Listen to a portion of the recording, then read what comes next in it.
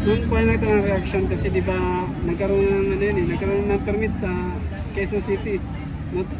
Magkaano biglang ni-revoke. Ano po yung comment niyo? Kaway-kaway, hello naman dyan kay Mayor Joy Belmonte. Hindi ko alam kung anong nasa puso mo, kung bakit ni-revoke niyo yung permit, no, na sa tingin ko, kayo ba ay natakot? Oh. Nag-secure tayo ng permit para bukas. Tingnan mo muna, inisyuhan tayo ng permit. Kaya lang, ibinabalita ngayon ng GMA at ng Channel 2, ni-revoke daw yung permit natin.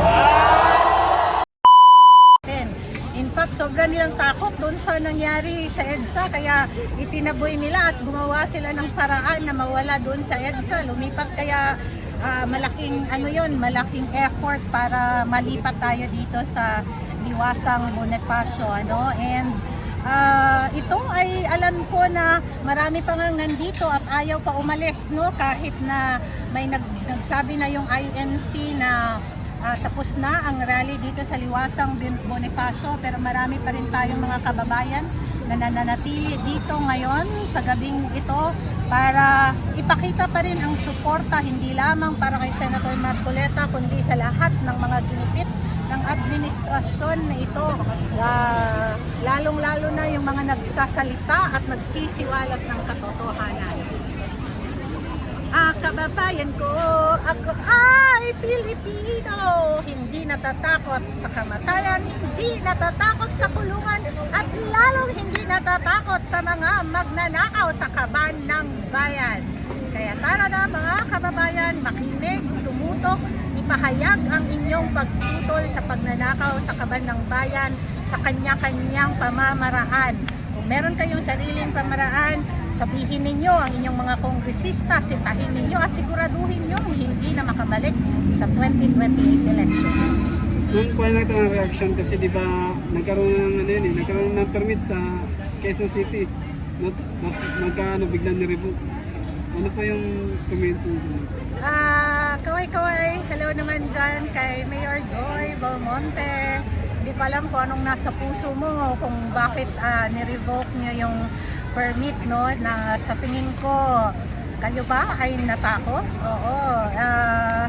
Hindi naman siya electionist sa pagka-mayor sa 2028. Hindi natin alam kung anong dahilan niya, pero it is very disappointing because ang pagpapahayag ng taong bayan sa kanilang mga hinaing tungkol sa isang lehitimong bagay. At kung kayo ay natakot lang dahil sa trapiko o sa mas matindi pa kaysa trapiko ang pinagdadaanan natin. Ang trapiko na magdulot ng traffic sa EDSA, ang rally, ilang araw lang po yan, pero yung pagnanakaw na ginagawa ay henerasyon ng henerasyon ang magbabayad sa utang na patuloy na ginagawa ng pamahalaan ito. So, hopefully in the coming days, pagka magkaroon uli ng rally dyan sa EDSA, ay pagbigyan naman tayo ni Mayor Joy Belmonte. Pilipino ka rin, Mayor Joy. At mga Pilipino pa rin ang bumoto sa'yo. Are you sure? May tanong dito sa tabi ko kung are you sure Pilipino ba? Oo nga. Hi, Cassie.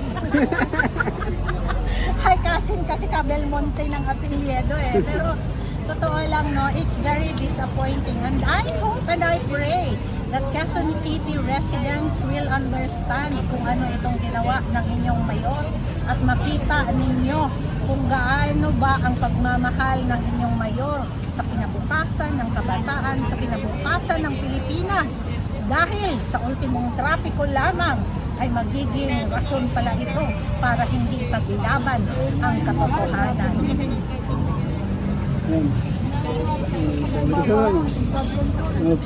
Ano pa ang katanungan ng bayan? Ano nga po sabi niyo yung nagreklamo yung mga tao sa traffic dahil sa rally pero yung sa baha wala silang ano doon. Ano po yung Ibig sabihin lamang nito yung mga trolls kasi hindi ko nila lahat, no, dahil mas karamihan ng tao, alam mo, it's just media play. Mas gusto nila, yung mainstream media, mas hinighlight nila sa kanilang report yung traffic kaysa sa puso ng mga taong nandoon sa EDSA para ipahayag ang kanilang pagkadismaya sa pamahalaan kung saan hindi na natin nakikita kung saan ba tama nalalapat ang pera at taxes ng taong bayan. So, ako, naniniwala ako na lahat ng mga nagsasabing nagre-reklamo ay hindi lamang mga trolls, kundi mga bayarang media kasi mas pinili nilang i-highlight yung traffic kaysa i-highlight nila kung gaano karami ang tao at kung ano ang sinisigaw ng mga taong bayan. At sa mga iba naman na lehitimo, pagpaumanhin nyo na po kung kayo ay naabala sa traffic, pero ang ipinaglalaban ko ng bawat isa na pumunta sa EDSA ay ang kinabukasan ng inyong mga salinilahi at ng Pilipinas. Ang ipinaglalaban ko ay lumabas ang katotohanan. Ang ipinaglalaban ko ay ang ating pagkamalaya sa pananalita, ang ating pagkamalaya upang ipaglaban kung ano ang ating paninindigan para sa bayan. Sige lang ma'am. Mental na isa pa, ano pa, ang katanungan ng bayan. Ma'am, ano pong masabi niyo sa pag-welcome ni Mayor Isko Moreno dito sa Maynila, sa rally ng Iglesia nila? Oo. Very naman okay naman sa atin yan kasi unang-unang dahilan, this is a freedom park. In fact, nasa batas natin na ang freedom park, hindi mo kailangan humingi ng permit. Kaya nga siya tinawag na freedom park dahil kahit anong gusto mong gawin, parang ngayon, lang tayo sa lilim ng mga punong kahoy at saka yung natin na kung gusto mo tumambling dito, pwede kang tumambling. Kung gusto mong anong gawin mo dito, huwag ka lang maggawa ng masama. But when you say a freedom park, this is where we can express our sentiments. And syempre, kay Mayor Isko, alam ko, nagpadala din naman siya ng tulong sa pagkain at tubig yata dito sa mga nag-rally, no? Maraming salamat and hopefully lahat ng mga mayor dito sa Pilipinas ay huwag kayong mamerwisyo sa mga taong gusto lamang magpahayag ng kanilang karapatang magsalita at karapatang manita sa pamahalaan dahil sabi nga ni Penny, ang Pilipino, ang mamamayan, ang nagluklok sa inyo sa pwesto. At you are answerable and accountable to the people. Anytime, sabi nila, kasalanan nyo din naman kasi kayo yung bumoto kay Bongbong Marcos.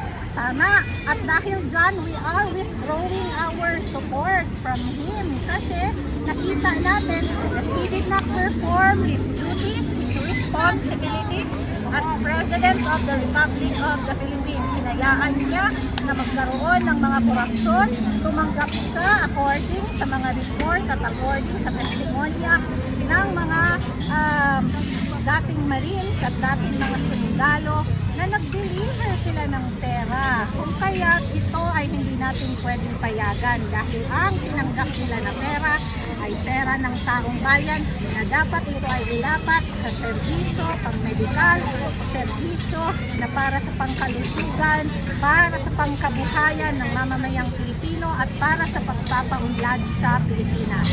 Nasaan na po ang 20 na bigas at nasaan na po ang 1 milyong bahay bawat taon? Wala pang 1 milyon ang bahay na naitatayo hanggang ngayon. Nasaan na po ang mga proyektong ipinangako? Bakit hanggang ngayon mahal pa rin ang mga bilihin sa ating mga palengke? At doble ang presyo ng ating kuryente. Ibaba ang kuryente, tanggalin ang ba? Ikulong ang Meralco.